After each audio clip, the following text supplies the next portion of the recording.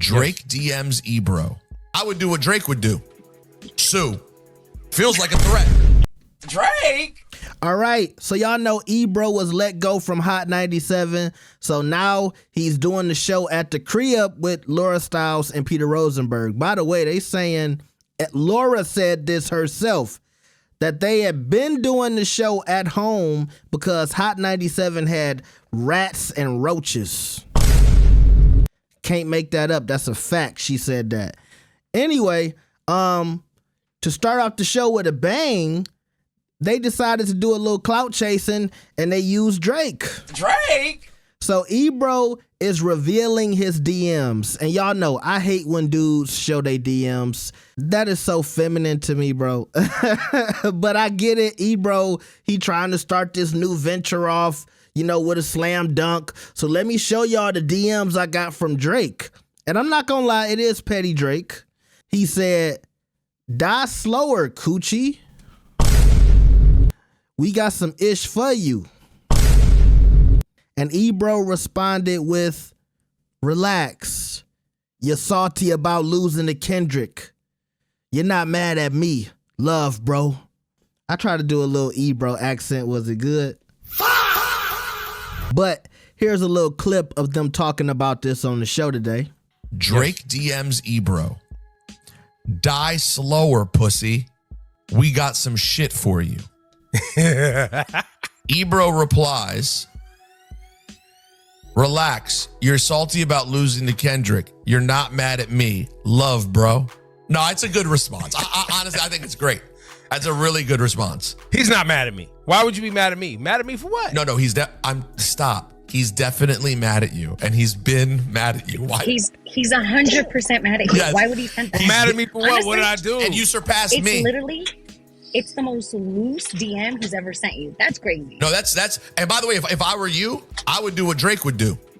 Sue. Feels like a threat. Oh shit. Feels like a threat. Yo, die. It feels like a threat. He said die, and then we got some shit for you. I'm going to court like you, Drizzy. All right, so Peter Rosenberg is saying he should sue.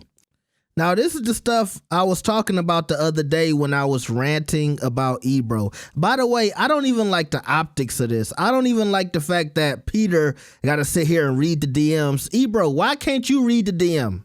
That's like when your friend say he about to tell a story, and then he like, no, you tell the story. No, you tell the story. That's so corny, bro. You the one who got the DM. You sent it to Peter. You explain it. You read it. I don't even like that for Peter, man. Peter, man up. Let that man read his own DM. But this is some of the stuff I was touching on with Ebro the other day. Like the fact that he's been walking back some of his comments about Drake that he made during the beef. And I guess now since he left Hot 97 and he trying to build up some views for the YouTube channel, let me go light a fire under this Drake situation. We didn't need to know about your DMs. And by the way, Ebro not going to tell us whether or not this situation is deeper than some of the things he might have said at Hot 97 or while he was covering the beef on Apple Music. Y'all know I'm a big believer in light skin on light skin crime. Light skinned dudes always be hating on each other. And it might be over a female. Y'all heard about some of the rumors floating around about Ebro and the chicks he been messing with, industry chicks, famous chicks. So, you know, that might be another reason him and Drake got a little feud going on. We don't know. But the first thing you want to do while you starting this new venture on YouTube is you want to set a line and draw a line in the sand and say, yeah, let's alienate the biggest rapper. Let's alienate the guy that had his best streaming year on Spotify in 2025 after he lost a beef to Kendrick Lamar. That's your plan. So you just wanted to be known that all of his fans, you don't want them on the YouTube channel. After you just came from Hot 97 and that YouTube channel was struggling when you was the main person who was, you know, putting out the content, meaning it was Ebro's content most of the time. And you don't think the people at Hot 97 didn't notice that? And it's not just the Drake thing. It's the, you know, times is changing. The newer artists are the people who bringing in the bucks. But you the old man Ebro who don't like the newer artists. You don't think Hot 97 had an issue with that? So even if you want to say it was because of his political views that he was let go, you don't think it's just a host and a bevy of other things that Ebro was doing up there? He said it out of his own mouth. They've been trying to get rid of me for years. Years? So what does that mean? Does that mean before the president was reelected? Does that mean before the president was elected the first time? So if they've been trying to get rid of you for years, then why is it all of a sudden your political views are so crazy? Even though you've been a corporate guy for almost 20, 30 years doing whatever these people say, because that's how you kept your job. Meaning, I'm sure if they wanted him to stop talking about certain stuff, he would have did it. I don't think they cared about what he was saying.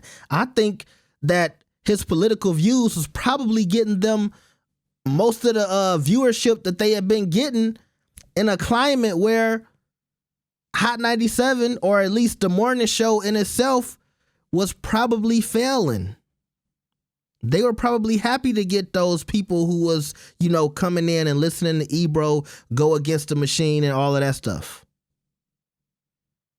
But I don't think it was enough for him to keep his job, especially when new owners walked in. But a lot of people in my comments talking about, oh man, you just mad at him because he was smoking in his car. Okay. And like I said, it might be more of that light skin on light skin crime. Some people might say I'm light skinned, so maybe I'm hating on my light skinned brother. But I don't think Ebro was Martin Luther King. I don't think he's Malcolm X. I don't think he was always up there at Hot 97 fighting for the people. You can believe that if you want to. But every time Ebro says or does certain things, I just wonder what the hook is.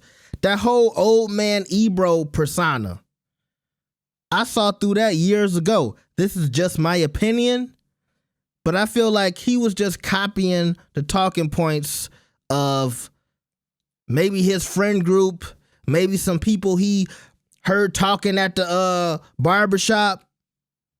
I heard some dudes talking that they don't like Lil Uzi. They don't like these new rappers. They trying to ruin hip hop. So I'm gonna be old man Ebro, and I'm gonna be hard on the new artists. I'm gonna bring back the MCs, and I'm gonna make sure my beard is just more gray. He started letting his beard go gray, so he could really build this old man Ebro. I hate everything about new artist persona, and I was like, what does he think what is he gaining from this? And so now he's into politics, and now he's fighting the man. Okay. Meanwhile, Mr. Freedom Fighter, that has built up all of this, he got some of these people on the internet saying, yeah, Ebro, you fighting for the people. Yeah, Ebro. They let you go because you a strong black man speaking on what's going on in this country. We need that. And you know what his response was? You know what we gonna do today? We gonna show my DMs with Drake. Cause that's how we gonna get the people. I'll be damned. But that's Ebro exposing Drake and his DMs like a female.